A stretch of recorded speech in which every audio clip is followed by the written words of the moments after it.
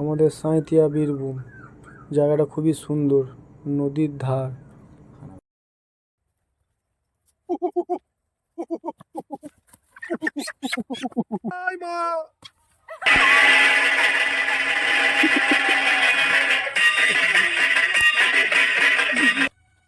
Chicken tandoori.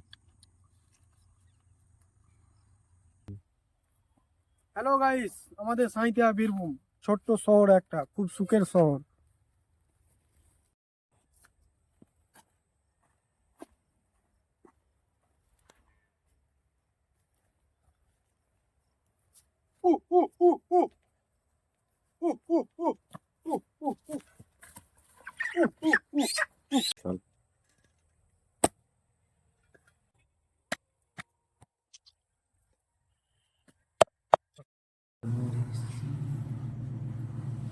বাঁধাকপি, বেগুন, tomato.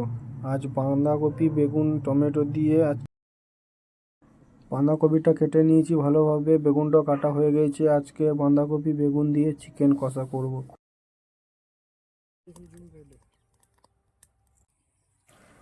হাঁড়ি গরম হয়ে গেছে, এর মধ্যে দিয়ে দিলাম সর্ষের তেল।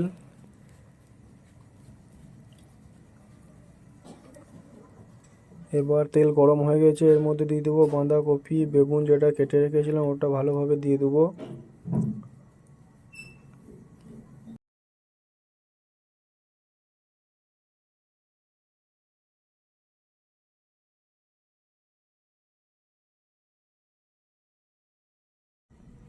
হাতের মধ্যে যেটা আছে এটা আমার বাটা মশলা, আদা রসুন পেঁয়াজ শুকনো লঙ্কা শুকিয়ে পেস্ট করা আছে। এই মশলাটা বাঁধাকপি বেগুন তেলের মধ্যে অনেকটা লাল হয়ে গেছে, এবার এর মধ্যে এটা দিয়ে দেবো।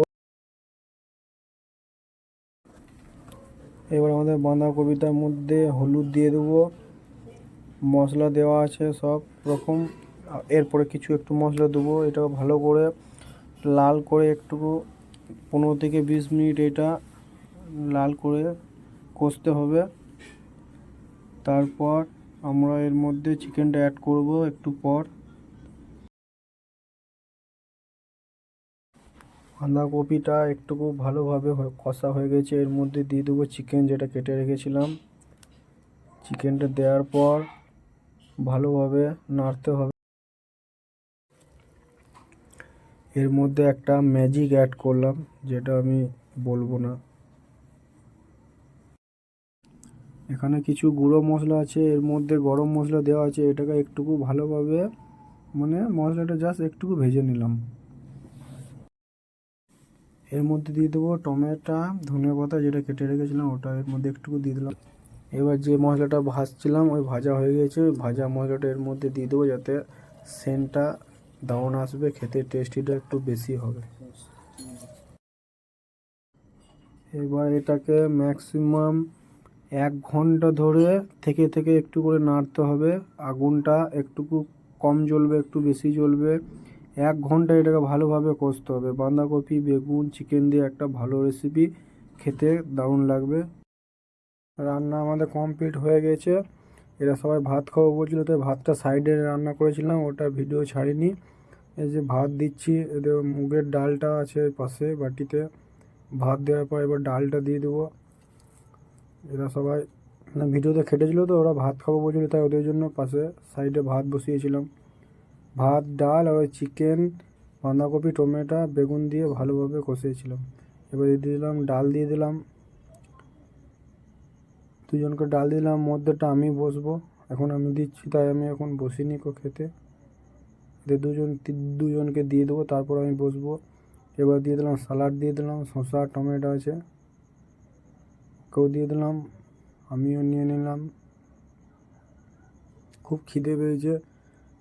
এবার দেখুন যেটা আমরা করলাম, ম্যাক্সিমাম 1.5 থেকে 2 ঘন্টা লেগেছে এটা করতে। বাঁধাকপি বেগুন দিয়ে চিকেন কষা খেতে খুবই সুন্দর হয়েছে। আমরা পারলে বাড়িতে বানাতে পারবেন। খুবই খিদে লেগেছে, কখন খাবো সেটা ভাবছি। খাওয়া ভিডিওটা ছাড়ি না, কিন্তু এদের জন্য ছাড়তে হচ্ছে, কেন রান্না করলাম তো কষ্ট করে, তাই এদের সাথে আমিও বসে চাটি ভাত খেয়ে নিই। আপনারা দেখবেন, আমরা যদি আমার সাথে এরকমভাবে খেতে চান, অবশ্যই ভিডিওটা দেখবেন। আপনাদেরকে এরকম করে রেঁধে খাওয়াবো ফ্রিতে, কোনো টাকা পয়সা লাগবে না। মাত্র 10 থেকে 20টা সাবস্ক্রাইব করবেন, বন্ধুদেরকে শেয়ার করবেন।